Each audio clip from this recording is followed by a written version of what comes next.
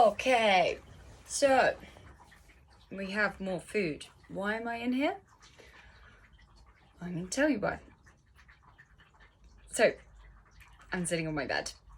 I'm sitting on my bed because I have a gorgeous budgie, who you probably heard in the last video. And I've been away at work all day, and she is by herself. So, as a means of keeping her company, I'm breaking my rule of eating at a table so that I can sit with her, because first thing that I want to land here is eating in company will help to slow you down and pacify you so that you actually enjoy your food. If I was to sit at the table because that's my food ritual and it prepares my body for food, realistically, I know I'm going to have a hot bun because I wanted to see my gal and she deserves it. So instead, rather than sitting down, putting my ass on my Swiss ball, which I sit on to eat, and scoffing it into my face so that I could come in here and talk to her because I'm actually dying with hunger, means that I can enjoy my food and company, because eating with company is always a lovely way to slow down your meal and create more effective digestion, which is why we should always do as the Italians do. Slow down, chew, discuss.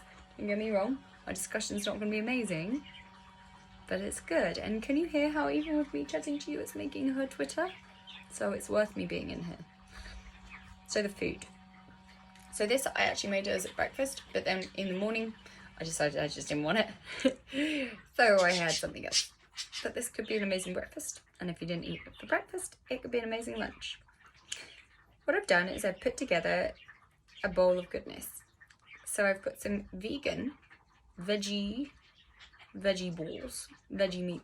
And what that is it's just a little bit of proteins from gluten protein, mixed with amazing shiitake mushrooms and onions and aubergines and lentils. So got a little bit of protein in there, which is pretty yummy, and lots of different types of food, which is super important. Not many additives, which is absolutely fabby. Always look at your ingredients, and they are listed on the back of the pack, and then you can choose with a little bit of agency if it's a good choice or if it's just shit that they've told you is healthy because it's vegan, but actually it's just full of shit. I'm gonna have it with some papaya. Papaya is a massive superfood, very much selective taste from what I've actually discovered. I thought everyone loved it, but I've now met two people from Bermuda and Australia who said that most of the population hate papaya, so it's clearly just us Brits that can't grow it that love it. Maybe not even all Brits, but my social circles, we all enjoyed it until a couple of months ago when I'm discovering this whole train of thought that people don't like papaya. However, if you look at the vitamins that are inside of papaya and its potency, it's a bit of a superfood. It's got an amazing amount of vitamin C. It's also got some really nice dietary fibre in there. Anything that's orange, as a rule of thumb, tends to be good for your immunity as a vegetable. Very good. Okay. I've also got some sprouting broccoli, which has been steamed. So I steam because it means that rather than boiling, where you lose 80% of your nutrients into the water, apparently, from some credible sources, but you know, I say everything with a pinch of salt. Steaming and microwave is one of the best ways to preserve your vitamins and nutrients in your veggies. Okay? And then same with the kale, steamed. Shush, baby girl, shush, shush, shush, shush, what I'm doing is good girl. And then I've got my sauerkraut. So sauerkraut is, again, some delicious cabbage. So you got your microbiome of an individual food group. So individual growing nutrients have their own biocultures in them, which help to feed your immunity. And it's been fermented. So that also creates good bacteria, which makes it probiotic. You've probably heard that word going around. We have fermented foods with good bacteria. It will populate your gut with good bacteria. So we do want to be getting a little bit of fermented foods in there. Got an egg, because eggs have all of the essence for growing a life. Right? It's got everything, just like we were talking about collagen, that is life. in my prior video. An egg has what we need, omega-3. It's got the essential fats. That's essentially essential fats and essential proteins, which essentially go into the human body as an essential part of our being. If you're a vegan, totally get it. You can supplement these, but if you're not, eggs are a bit of a powerhouse.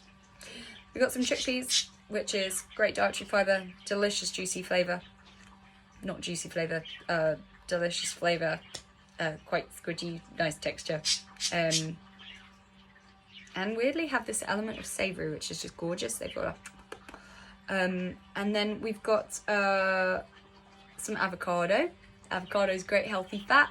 Healthy fats help to serve your organ function. Also great for stimulating a brown fat response, so we create more brown fat, which is healthy fat in our bodies. I'll go into that more on another day. And then we have the essence of this bad boy of a meal, which is pesto. And this pesto has been created with love from one of my gorgeous, talented clients. And any food that's been made with love is going to touch you more, because you think of fondness when you have it, and you're grateful.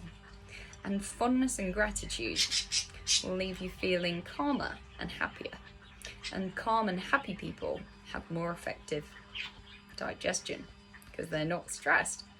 So if we have any food that's been given to us as an act of kindness from a loved one, we can enjoy it. If the kind loved one tends to keep giving you crap, we have a pro and a con here.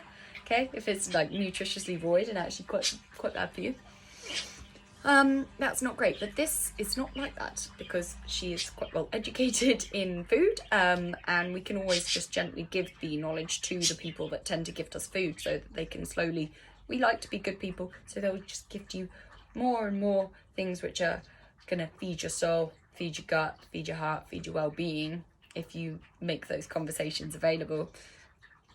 She's never struggled with making amazing healthy food, but she is Italian. Basically, we've got a mixed nut pesto with like a whole packet of basil in there, and then pinch of salt, mixed nuts, not pine nuts. I think I already said that. And some garlic, some really, really, really, really, really nice parmesan. And that's my meal. So we have sauerkraut, papaya, spring onion, steamed kale, and sprouting broccoli, homemade, delicious, fresh pesto, chickpeas, avocado, couple of vegan meatballs,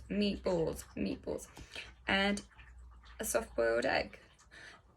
Soft-boiled because, between you and me, I've read somewhere, which is at the time a credible source, but nutrition changes all the time, that actually the more you cook an egg, the less bioavailable it is. So if we have a softer yolk, we digest the goodness a little better. So when you really overcook it, you kind of kill it a little bit, which is fine for the texture sometimes, but you know, if you can afford to keep a little bit of goo in there, so much better. Bon appetit. I'm going to enjoy my treats with my gorgeous Skylar.